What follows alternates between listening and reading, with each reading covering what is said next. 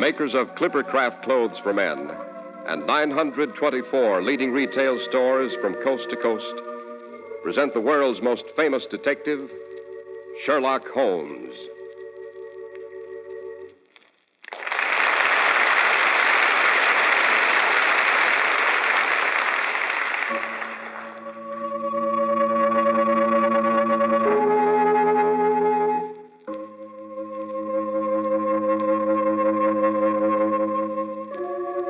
Here we are once again on the threshold of a well-remembered room. Lamplight streams across the handsome bindings of a cherished and well-read library. The fragrance of a bowl of ruddy apples fills the air. In a comfortable, worn leather armchair sits our old friend and favorite raconteur, the genial Dr. Watson. Come in, Mr. Harris. Come in and welcome. Welcome to you and all our host of radio friends. You look as if your summer vacation had been a huge success, Doctor. Oh, it was indeed. I've taken off a bit of weight, don't you think? Absolutely. How did you do it? Oh, helping Holmes look after his blasted bees. Mary and I were down in Sussex for a month this summer, you know. I had no idea beekeeping was so strenuous, Doctor. Oh, it wasn't that so much as the fact that I was jolly well stung on the lip by a rampant queen. In consequence, I was obliged to partake of a liquid diet for one entire week. But that's enough about me. Suppose we get on to the person I'm sure our listeners are most anxious to hear about. The world's greatest consulting detective, by his own admission, Mr. Sherlock Holmes. And which of his adventures are we to have this evening, Doctor? Well, suppose I relate the case of the dog who changed his mind. It concerns a fabulous bottle of ancestral brandy and an old woman whose murder benefited no one but a famous society of wine tasters. Sounds promising. But before we become further involved, don't you think this is a good time to mention the gentleman whose courtesy, not to say checkbooks, have made this winter series of broadcasts possible? A very sound idea, Dr. Watson. For our listeners should know all there is to know about Clippercraft clothes. As millions of men have discovered, they're just about the most amazing clothes values you've ever seen. And as you well know, there's a why and a wherefore for everything. In this case, it's the famous Clippercraft plan. By concentrating the buying power of 924 leading stores from coast to coast, you get all the advantages of steady year-round operation, all the savings in manufacturing and distribution costs. It gives you the benefits of group buying, plus the friendly personal attention you expect at the leading store in your community, at the store you can trust.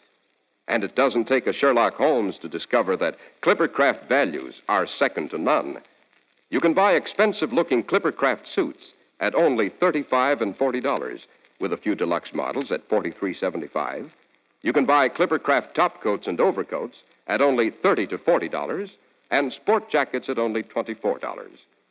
Believe me, this is your clue to clothes satisfaction this fall. Simply compare Clippercraft with clothes selling for many dollars more.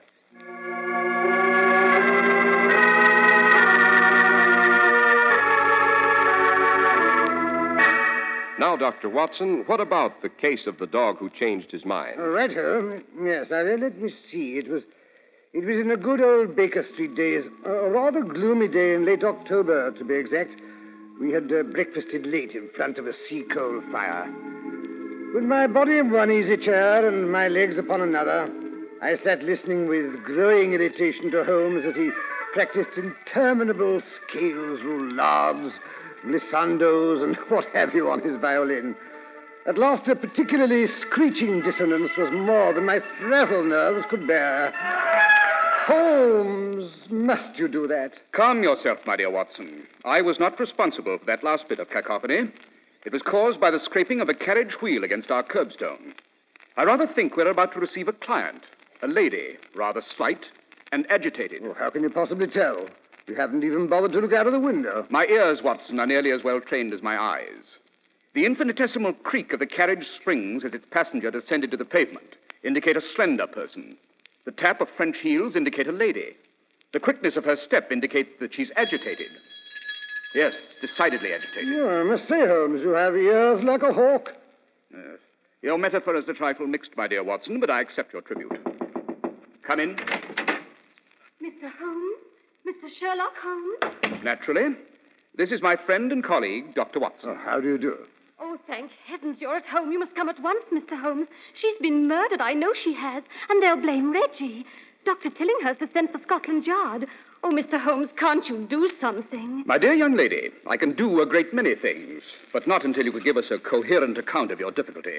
Oh, I'm so sorry. I have made a fool of myself. But the whole thing is so impossible. You see, she'd never commit suicide. Even at 89, she enjoyed life tremendously. And no one could have killed her because she was alone with the door bolted from the inside. Who is this remarkable old lady, and why should anyone want to kill her? She was Lady Blenkinsop. But who in the world would want to harm her? Oh, I'll admit she was eccentric and difficult at times. You know the French, Mr. Holmes. But it didn't frighten anyone. Not even Bobo. Bobo? Oh, Bobo is her pug dog. Terribly spoiled, but devoted and funny, too. Oh. It was always with her, sitting on her lap or sleeping at the foot of her bed. Poor little thing. That's where we found him this morning when we broke in the door. Just stood there barking at the noise we made and wagging his tail at Dr. Tillinghurst. Why did you break in the door? Because it was still locked when Potters, he's the butler, brought up Lady Blenkinsop's early tea. She always locked herself in at night. Didn't want anyone to catch sight of her without her curls, I suspect. But this morning was different, I gather. Oh, yes, Mr. Holmes. I made her tea and a bit of toast at 9:30. You see, I'm her companion, but I do cook her breakfast and fix her a bit of lunch. There's a charwoman who comes in to do the heavy cleaning and cooks dinners. And Potters attends to the rest of the house. Rather a meager domestic staff for a person of Lady Blenkinsop's standing, eh, what? Is she hard up for funds? Oh, no, I believe she's quite well off. Her own money, too. Of course, the Blankensopper estates went to Reggie when Lady Blenkinsop's husband died. He inherited the title, too. Creating a certain amount of friction between the old lady and her nephew, no doubt. Oh, no, Dr. Watson. They were devoted to each other. Not that they didn't squabble now and then. Like last night, when Reggie stamped out of the house when she took her birthday brandy up to bed with her unopened, without offering him a drink. Well, surely he could drop round to his club if he wanted a nightcap. Oh, you don't understand. Lady Blankensop's birthday brandy is very special. We've always looked forward to it. But this being the last bottle, I imagine she wanted to save it. Yesterday was her birthday, you see, and I baked her a birthday cake. What happened last night is not what brought you here. Oh, no. Last night was fun. Just Reggie and myself and Lady Blenkinsop. And Potters, of course. She always gave him a piece of the cake, too. It was all so gay. This morning was horrible. Right from the time you woke up? No. As a matter of fact, Potters was whistling when I gave him her tray to take up.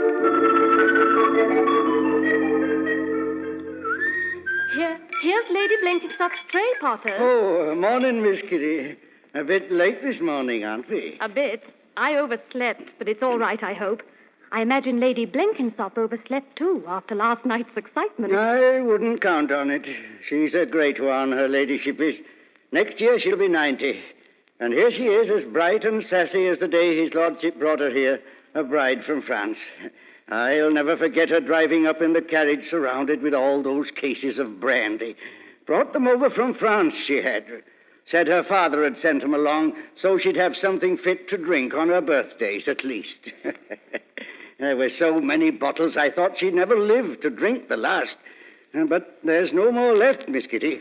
That one she took upstairs is the end. She always felt when that brandy was gone, she'd be gone, too. Oh, nonsense, Potters. That's just superstition. Here, you'd better take her tea up before it gets cold, or she'll snatch you bald-headed. And how could she do that when it's bald I've been 30 years now? Oh, Miss Kitty, there's the front door. It's all right, Potters. I'll answer it. Oh, Dr. Tillinghurst, good morning. Good morning, Miss Kitty. Started to rain. I'll just leave my umbrella here in the stand. How's Lady Blankensop this morning? I don't really know. I've just sent her tray up. I think she may have slept later than usual. Yesterday was her birthday, you know. That's exactly why I dropped by. Thought you might have overdone it a bit. Can't be too careful at her age. Thought I'd like to listen to her heart. I'll go up and announce you. Good girl. I don't know what she pays you, but whatever it is, it's not enough. Oh, I do all right. Besides, I enjoy my work here. She's really lots of fun. And doesn't give you much time to yourself, I imagine. Hello. What's wrong with Potters? He's still standing outside the door. What's the matter, Potters? I've knocked and I've knocked, but she doesn't say come in. Well, go in anyway. I can't. The door's still bolted. Let me try. Lady Blankensop? Lady Blankensop, are you awake? That's Bobo. He's heard us. But why doesn't Lady Blankensop answer? Open the door. Please open the door. I think we'd better force the door. Come on, Potters, help me. Yes, sir. We'll use this heavy chair. Steady now. 1 and 2 and... Easy, Bobo, easy. It's all right, old fellow. Oh, she's still asleep. But she's so white. Oh, Dr. Tillinghurst, I'm frightened. I'll have a look at her. Where's my stethoscope? No pulse. Pupils contracted. Miss Kitty, look there on the bed table. She did open the brandy bottle after all. Don't touch anything. Everything must be left exactly as it is. But Dr. Tillinghurst... Lady Blankensop is dead. Poisoned. Oh, no. Potters, go for the police. Yes, sir. Tell them Lady Blankensop has committed suicide. Tell them to inform Scotland Yard. But she wouldn't do that. I know she Miss wouldn't. Kitty, I want you to go to the nearest apothecary's. I shall want some things. We shall have to make some tests. Meantime, I'll try to fasten this door. No one is to be allowed in here. No one. Come on, Bobo. Come on. It's a good boy.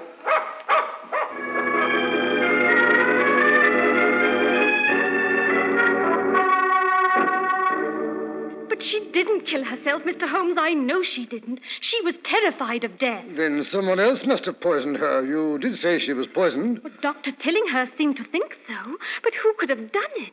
No one could have got into the room. The door was barred on the inside. So were all the shutters, I noticed particularly. Could anyone have been hidden somewhere in the room before she went upstairs? Oh, no. I looked under the bed and the dressing table. She always made me do that when I brought her up to bed. She was terrified of the dark, you see. No, she was quite alone when she met her death. Maybe she took an overdose of something by accident.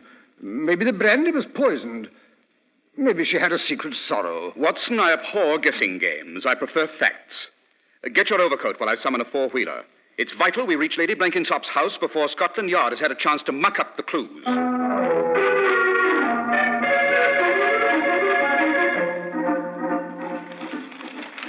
You say that Lady Blankensop was French. You don't happen to know her family name? Yes, Mr. Holmes. It was de Fezinac. Her father was a count. De Fezinac. No wonder her bridal brandy was rather special, eh, Watson? De Fezinac. Sounds vaguely familiar. Can't say I place it, however. The de Fezinacs are a branch, I might say, the main trunk of the great house of Armagnac. From which the name of the brandy is derived. By Jove, of course. Oh, I do remember Lady Blankensop going on about her family's vineyards. It seems it was customary for every daughter of the house to take with her, as part of her dowry, 6 cases of the brandy that was bottled the year of her birth. Lady Blankensop always boasted that hers was a particularly fine year. She opened a bottle every birthday. 6 cases. Let's see, that's 72 bottles. Lady Blankensop was 87. By Jove, that means she was 17 when she was married. All of which has no bearing on the case whatsoever. Never clutter up the mind with non-essentials, Watson. That's your weakness. Well, who's to decide what's essential in a case like this? I am. Tell me, Miss Kitty, who benefits by Lady Blankensop's death? Benefits? Why, no one. Goodness, no one ever wanted her to die, I'm sure. We were all much too fond of her. Let me put it this way, then. Who inherits Lady Blankensop's money?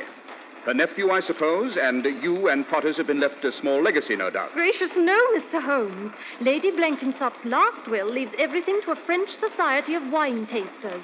The Chevalier des Vendages Anciens. The Knights of the Ancient Vintages. Go to the head of the class, Watson. It's for the improvement of the French wine industry, you see. You said her last will. How long ago did she make it? Oh, about 8 months ago, Mr. Holmes. Who was her heir before that?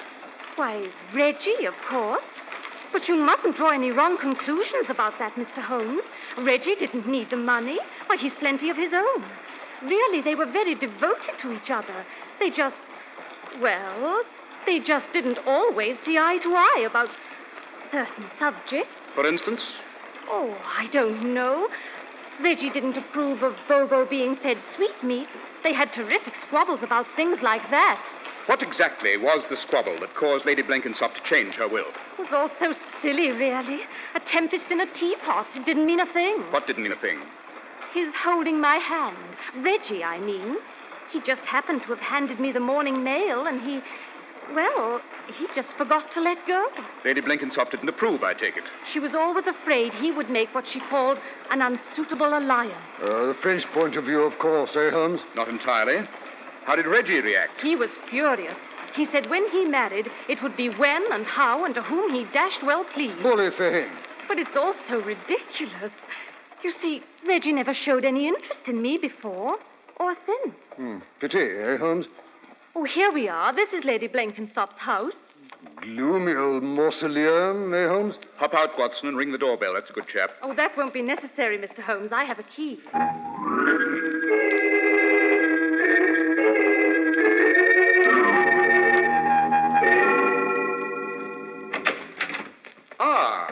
I gather Scotland Yard is here before us. How can you tell, Mr. Holmes? Unless I'm very much mistaken, that's Inspector Lestrade's official umbrella still dripping on the vestibule floor.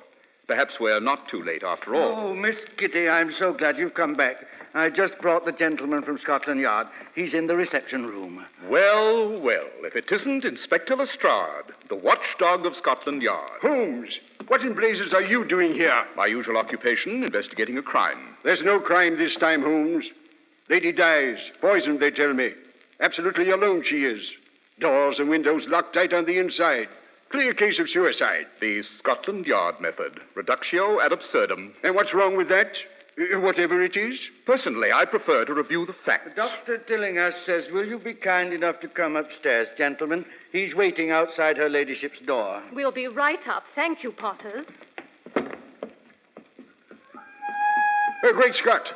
What's that unearthly racket? It's Bobo, her ladyship's dog.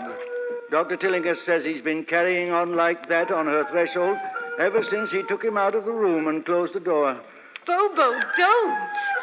Oh, stop him, somebody. He knows she's lying there dead, poor little creature. Can't you make him stop, Dr. Tillinghast? He's always been so fond of you. Make him stop. He won't even let me near the door. Nice, Bobo. Be a good dog. There, you see. Oh, I'm sorry, Dr. Tillinghast. This is Mr. Sherlock Holmes. Oh, how do you do, sir? How do you do? Suppose we allow Scotland Yard to handle the situation. Think I want to have my hand taken off by a vicious brute? No, thanks. But he's not vicious. At least he never was before. Very well, I'll take over. Mr. Sherlock Holmes to the rescue. That's enough, Bobo. We know how you feel. That's right. Quiet down. Well, now look at that. He's crawling over to him. He's letting himself be picked up. He's licking his ear. Wanted to tell me something, is that it? Yes, I understand. I understand very well, old fellow. Now, Dr. Tillinghast, the inspector and I will see if we can get to the bottom of this mystery. It's no mystery to me, Holmes. That's what you think, my dear Lestrade. That's what you think. Now, if you'll follow me, gentlemen. This will be rather unpleasant, Miss Kitty. You'd better remain outside.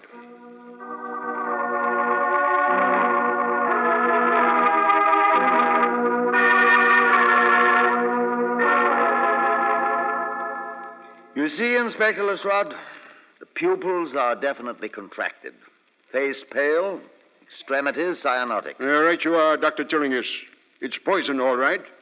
But which one? We won't know until we've made tests, of course. I sent Miss Kitty out for a solution of ferric chloride.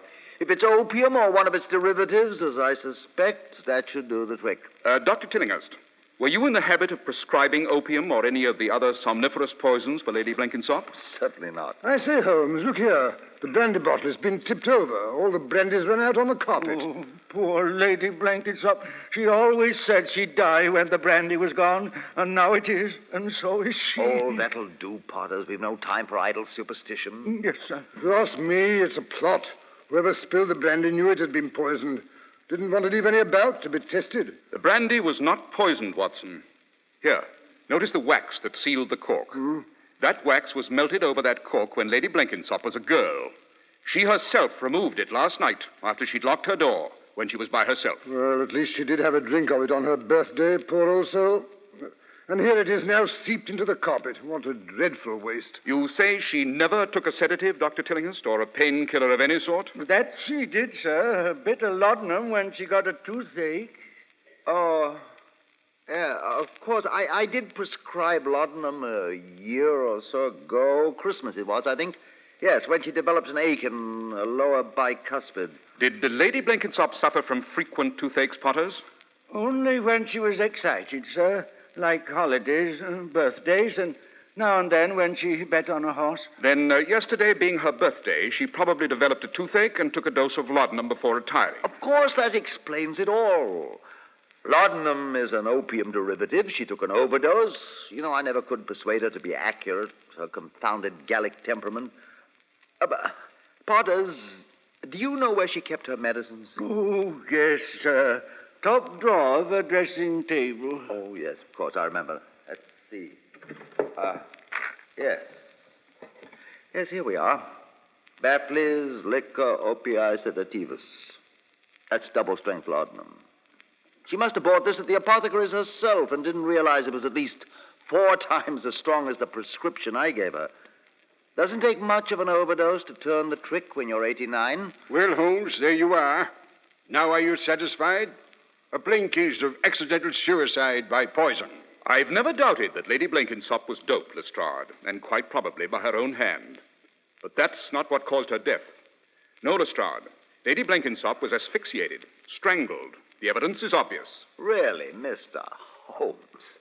I'm astonished that a man of your reputation should be ignorant of the fact that the symptom of asphyxia and death by one of the somniferous poisons are almost identical. Yes, he's right, Holmes. Every doctor knows that. Besides, there's no sign of a struggle. If she'd been strangled, she'd have put up a fight. Not necessarily if she'd been doped first. Tell me, Potters, was Lady Blankensopper in the habit of wearing her pearls to bed? I see what you're driving at, Holmes. The pearls did it.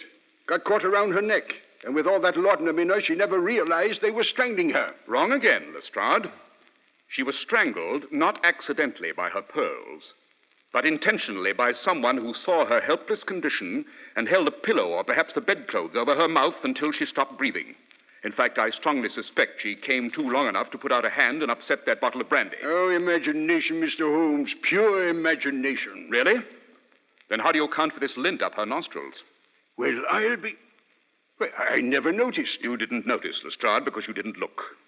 If you perform an autopsy, I've no doubt you'll find more bits of lint in her lungs. Lint from the very finest French linen. Lady Blankensop always bought her linens in France. Exactly. Oh, but this is preposterous. How did the chap get in to strangle her? Remember, the doors and windows were still bolted tight when Dr. Tirinus and the others broke in this morning and found her dead.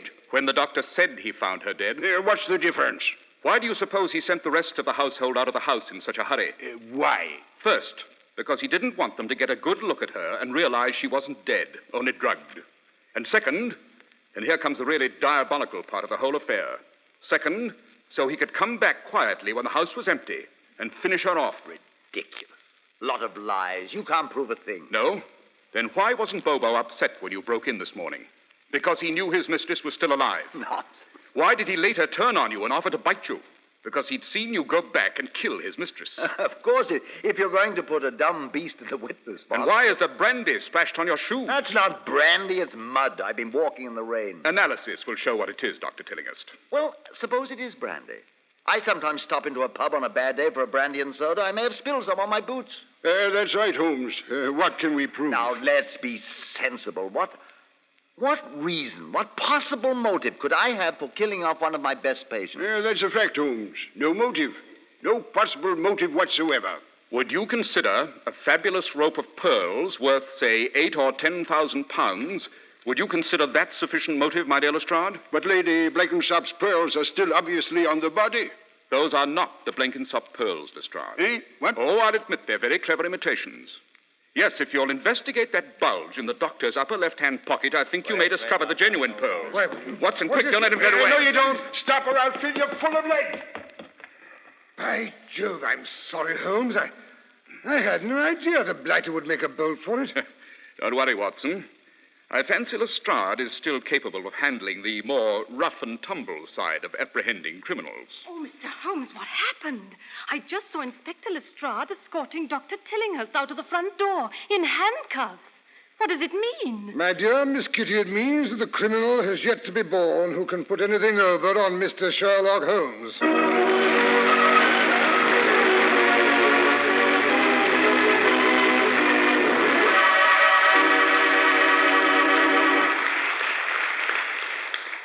very entertaining story, Dr. Watson. Well, I'm glad you enjoyed it, Mr. Harris. Now, of course, there are one or two small matters that puzzle me. Why did Holmes say the dog had told him something when he picked him up? A very interesting question with a very interesting answer. I'll give it to you after you've said a few words about the excellent product that foots the bill for us. Right, Dr. Watson. When you can go to your favorite store and get the nation's most exciting clothes value, that's just good common sense. For the Clipper Craft plan is just another matter of simple logic. So that you receive all the benefits of group purchasing, it concentrates the buying power of 924 leading stores across the country. It makes possible the nation's highest standard of clothes value, brought to you at the leading independent store you really enjoy visiting and that enjoys serving you. Where you're a person, not just another number on a sales check. Now, bear in mind that Clipper Craft clothes are faultlessly tailored from luxurious, long-wearing fabrics, that Clipper Craft smart styles fit to custom perfection. Despite the fact that costs of materials and manufacturing are rising, there are new fall Clipper Craft suits at only $35 and $40. There are a few special models at $43.75. Clipper Craft top coats and overcoats are only $30 to $40, and sport jackets only $24. Selling expensive clothes at inexpensive prices at the nation's finest stores is the great big idea behind the Clipper Craft plan. That's why men who know insist on Clipper Craft clothes. So be sure to visit the Clipper Craft store in your city. The leading stores in the metropolitan area that bring you Clipper Craft clothes are Saks 34th, Broadway at 34th Street, Manhattan, Abraham and Straus, Brooklyn, the Boulevard Men's Shop, Kresge, Newark, New Jersey, and the B&B Clothes Shop, 164-08 Jamaica Avenue, Jamaica. These great, courteous, and friendly stores are proud to add their names to that of Clipper Craft in the label of your suit, topcoat, sports jacket, and overcoat.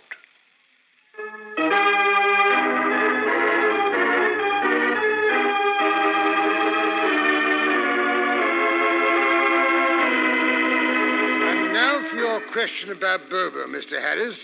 When Holmes picked up the dog, he was struck by the fact that his paws were wet with something that smelled suspiciously like brandy. Later, when he entered the death chamber and saw the overturned bottle, he knew exactly what must have happened. I wonder if I'd have been that smart. One more thing, Dr. Watson. Yes, Mr. Harris?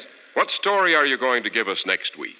Next week, I think it'll be the case of the missing heiress, or how a very charming and very hot-headed Canadian girl disappeared from her carriage in full regalia on her way to be presented at court.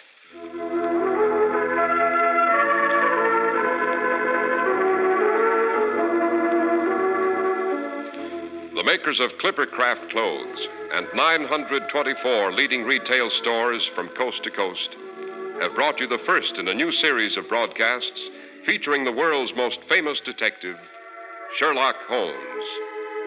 Sherlock Holmes is produced and directed by Basil Lochran. Our stories are written by Edith Miser, with special music by Albert Berman. Holmes is played by John Stanley, Dr. Watson by Alfred Shirley. If you don't know your Clipper Craft dealer, write Clipper Craft, 200 Fifth Avenue, New York City. Be sure to listen again next week to Sherlock Holmes in The Case of the Missing Heiress.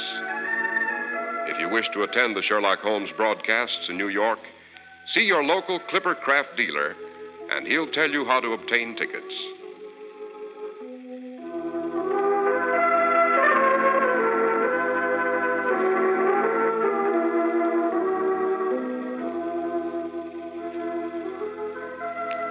This is Cy Harris speaking for Clipper Craft Clothes. This is the Mutual Broadcasting System. Stay with us for Melvin Elliott's report on the news, which follows station identification. Fly Eastern Airlines' new type Constellation service to Houston in only 5 hours and 50 minutes. For immediate reservations, call Eastern Airlines or your travel agent. WOR, the World Series station in New York.